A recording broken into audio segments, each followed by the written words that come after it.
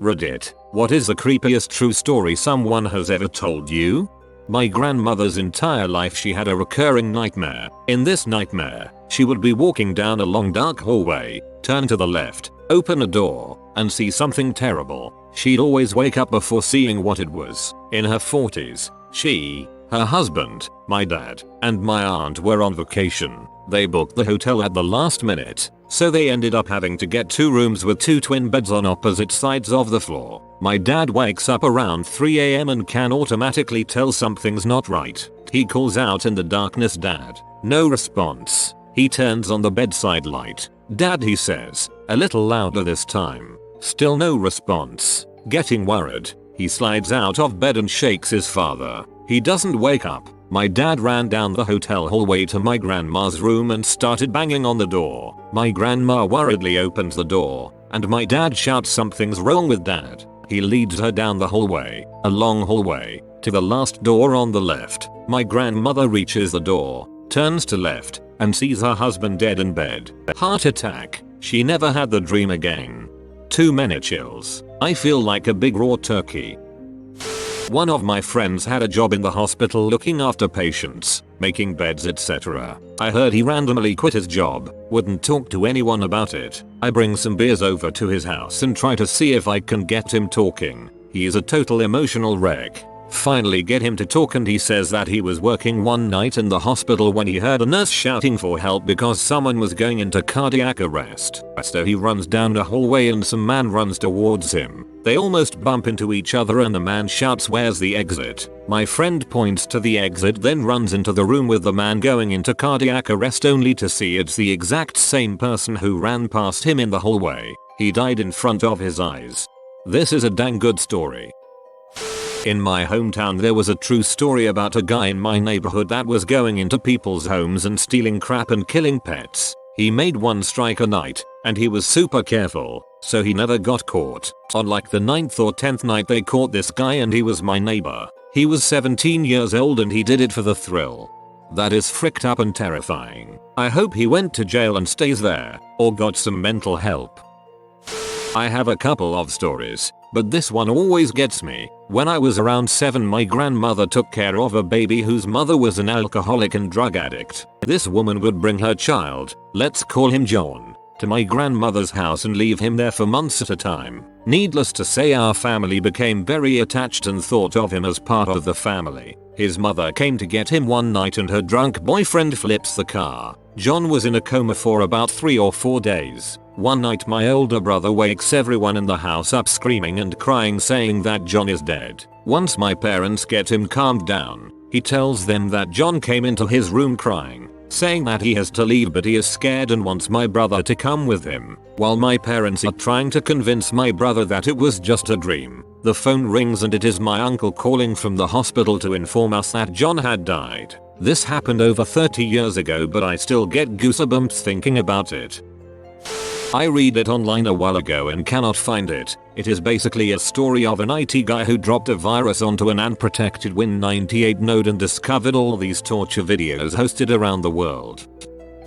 I live near a camp that I used to attend as a child. When I was 7, there was a counselor at the camp who was Russian. The camp has a very large staff exchange program with many different countries, and very weird at that. The counselor said he was incredibly fast, and during staff-only campfires he would catch, skin, and eat live rabbits. He could do this crazy sleeper hold move. It essentially was a strangling move that knocked you out for a few seconds. You came to and were fine a minute later. I saw him do it on a counselor once. The guy was out for about 10 seconds. He was forbidden to do it after that. However, kids got curious and started asking him to do the move. He would do it in secret, but he would increase the severity of his holds, which would in turn keep the kid knocked out for a longer period of time. One day, a camper went missing. He wasn't in his bunk. Despite going to bed with his cabin that night, they did a camp-wide search, keeping us all on the soccer field for about 2 hours. The counselors had to start searching the water.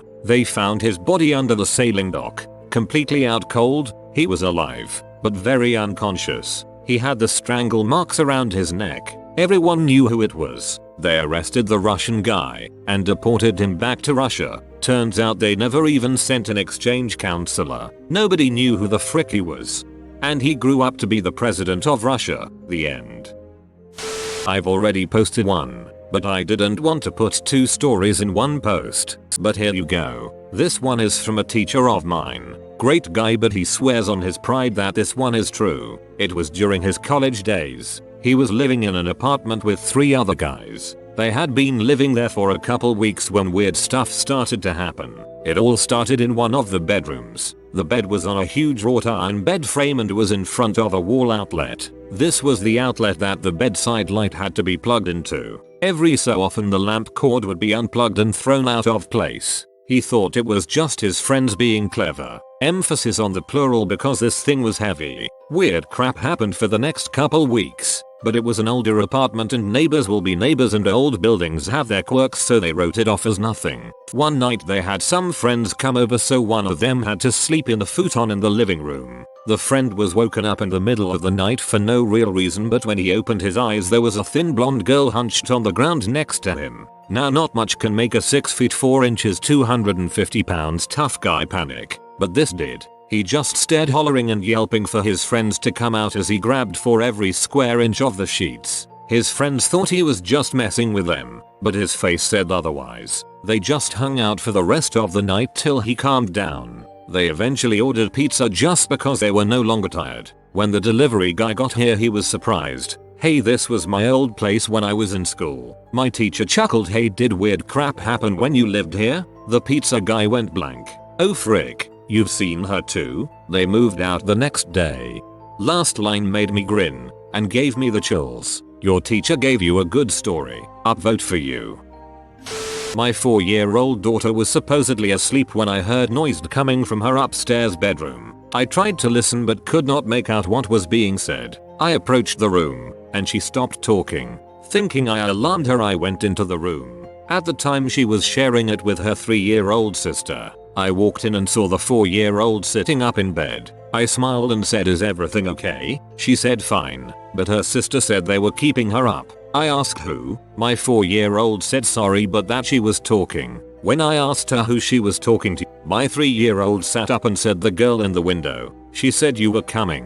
After I crap a brick, I asked who the girl was and they both said a girl comes and stands in front of the window at night and talks to them. Not knowing what to say, I said okay, tucked them in and hung around outside their door. The next day I asked about the girl. They said she came back but was mad. I waited a few days and asked again. My 4-year-old said the girl in the window was still mad. I forgot about it for about a week when my wife said, "Who are the girls talking to upstairs?" Freaked out, I ran upstairs and both girls were sitting under the window looking up. They turned and looked at me and asked if I wanted to meet the girl. When they turned around, disappointed, they said the girl left. It has been about 5 years since and I have not heard about the girl in the window since then. My bed is right next to a window, you son of a bee, but I'm 3 stories up that bee can try. A friend of mine told me when she was 13, she and her friend were at the mall and an older guy, 40 plus, started chatting them up and offered to buy them clothes. The girls went along and he bought them each about $100 worth of stuff. Then he wanted them to go back to his place to show him the clothes and the girls ditched him. Hate to think what his plans were to recoup his investment. Clever girls. Get the candy, run away. When I was about 11, some friends and I were having a slumber party and we all snuck out of the house in the middle of the night and went to a park about half a block away. We had been there at least an hour or so when I thought I saw a large shadowy figure about 100 feet away, lurking in the shadows under some trees. We all turned to look and stared in the shadow's direction for about 5 minutes trying to make it out. Right about when we had decided we were seeing things, the figure started running at us at top speed. We jumped up and ran back to the house as fast as we could go and locked the door. We could hear someone moving around the outside of the house and then it began tapping on the windows. We couldn't wake anyone up since we would have had to admit we had snuck out. We spent the night huddled together in the middle of the living room, waiting to be murdered. Luckily we weren't. Crap, we gotta tell someone that we're going to get killed. But we can't say we snuck out, they'll kill us. A friend of the famous told me a story of her good friend A very beautiful teenage girl. She lived in the boonies and one night she was getting ready for bed when she glanced out the window and saw a red flicker. She moves closer to the window trying to figure out what she is looking at. Finally she turns off her light and looks out the window to see a man with a video camera in a tree a few feet away. When they arrested the guy they noticed that at the spot on the tree where he had placed his ladder, there were thick grooves, as though he'd been putting his ladder there for months. This isn't a story someone told me, but it was a creepy experience nonetheless. Back in junior high, a girl brought a Ouija board to school. Look up how it works first if you've never heard of it before. Naturally, almost all of us thought it was complete BS, but a group of girls became obsessed with the thing throughout the day. Finally, I got tired of it and wanted to prove that it was nonsense, so I told them to guess my grandfather's first name, something I knew none of them would know because they weren't close friends and my grandfather lived hundreds of miles away. They guessed correctly on the first try. It was a little unnerving. My mom, grandparents, aunt and uncles and several of their neighbors all swear they saw a UFO hover over my grandparents' house in the late 1960s. They said it just hung over the backyard, silently spinning, expect for a faint whizzing sound for a minute or two with all sorts of colors in a ring. My mom and grandma said they remember the television and radio in the living room turning on full blast, getting transmissions and broadcasts from other countries and other languages, and appliances in the kitchen were rattling. My uncle said it was hanging right outside his bedroom window on the top floor, and that he was too scared to move, just stood by his window, staring. Another time I'm pretty sure I saw a UFO with my mom behind our house about 10 years ago. Our backyard is basically a mile of farmland, and there was a bright, white light bouncing in the middle of the field and then it just shot up and was gone. 10 years ago, about 2 years after my mother had died, my dad was getting remarried. Before my stepmom was going to officially move in, we had to clean out a lot of the house because we were consolidating 2 families worth of stuff. One morning while we were cleaning, my babysitter and I found a fancy mug of my mother's with the emblem of her college and accidentally left it in the upstairs office. My dad came home from work a few hours later, and suddenly the mug was downstairs in the kitchen on top of a sample of the wedding invitations. No one had touched it since the morning. We joked about the haunted mug for a while, how it was my mom giving her approval of the wedding. Nothing happened again for a bit until a little over a year after they were married. My stepmom had misplaced her car keys and spent half an hour searching every corner of the kitchen for them, which involved many laps around the island counter, which had been scoured thoroughly. However, on what must have been the 50th lap around, she saw that her keys had appeared on one of the corners, with the mug next to them. We put it on a high shelf and it hasn't moved since. You have been visited by the swole skeleton. He'll give you good calcium if you subscribe in 5 seconds. If you are new to the channel, you can subscribe. I publish new videos every day. Until then, check another video, or don't. Either way, have a great day you magnificent people.